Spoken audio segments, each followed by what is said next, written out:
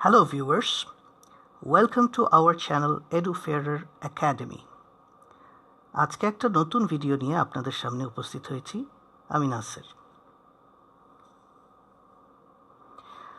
আমি আজকে আলোচনা করব ওল্ড ইংলিশ লিটারেচারের একটি বিখ্যাত কবিতা কেইডম্যানস হিম নিয়ে।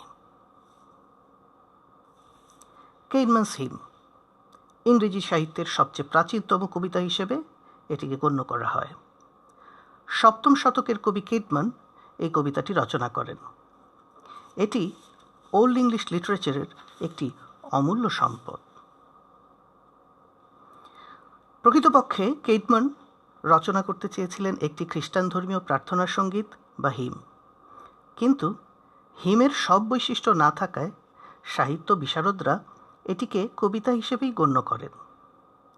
কবিতাটি সংরক্ষণে গুরুত্বপূর্ণ ভূমিকা পালন করেছেন অষ্টম শতকের ইংরেজ ঐতিহাসিক বিড। তার লেখা হিস্টোরিয়া এক্লেসিয়াস্টিকা বইটিতে এই কবিতাটি এখনও সংরক্ষিত আছে। কবিতাটি আলোচনা করার আগে প্রথমে জেনে নেওয়া যাক কবি কেইডম্যানের ইন্টারেস্টিং জীবনী।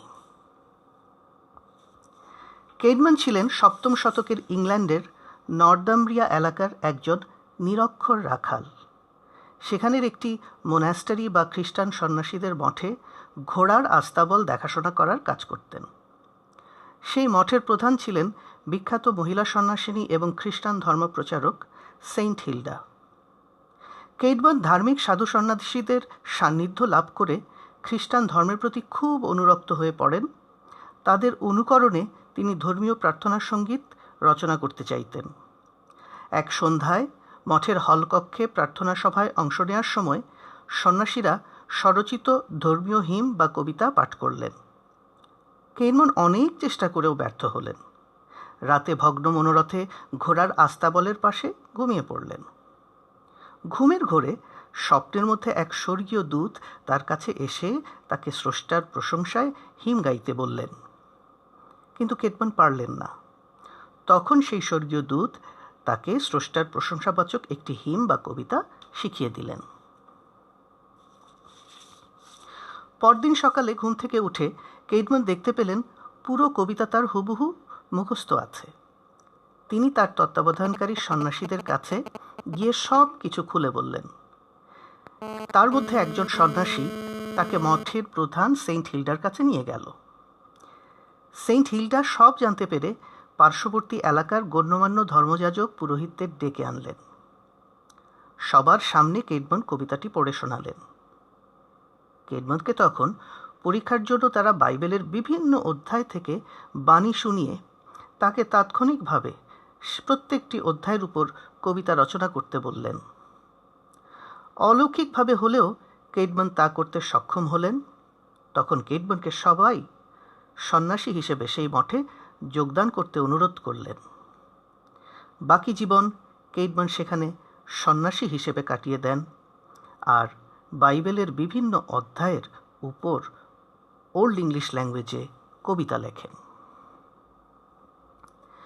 কেইডম্যান কখনো ধর্মীয় বিষয় ছাড়া অন্য কোনো বিষয় নিয়ে কবিতা লেখেননি, কিন্তু দুর্ভাগ্যজনক হলেও সত্য যে তার কেইডম্যানস হিম ছাড়া বাকি কবিতাগুলো হারিয়ে গেছে।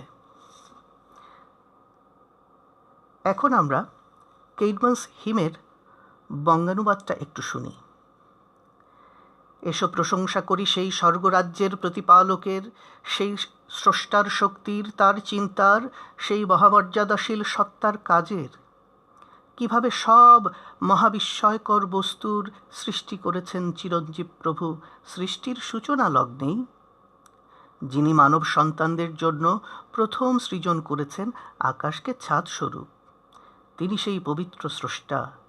এরপর মানব জাতির প্রতিপালক এই মর্তের পৃথিবী তৈরি করেছেন।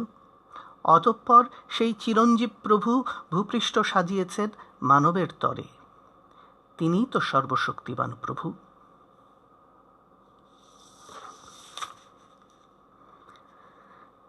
কেইডম্যানস হিম একটি 9 লাইনের কবিতা, যার মধ্যে মোট বাক্য সংখ্যা 2টি। কবিতাটিতে মূল টেকনিক হিসেবে ব্যবহার করা হয়েছে অ্যালিটারেশন। তখনকার দিনে রাজা বাদশাদের যে বিশেষণে প্রশংসা করা হতো সেই বিশেষণগুলো ব্যবহার করে কেইডম্যান গডের প্রশংসা করেছেন। কবিতাটিতে গড কিভাবে সৃষ্টির সূচনা করলেন সেটি বলার পাশাপাশি কেইডম্যান গডের বেশ কয়েকটি গুণবাচক নাম ব্যবহার করেছেন, যেমন the eternal lord, holy creator, the almighty lord ইত্যাদি। কবিতাটি ইংরেজি সাহিত্যের একটি অমূল্য সম্পদ।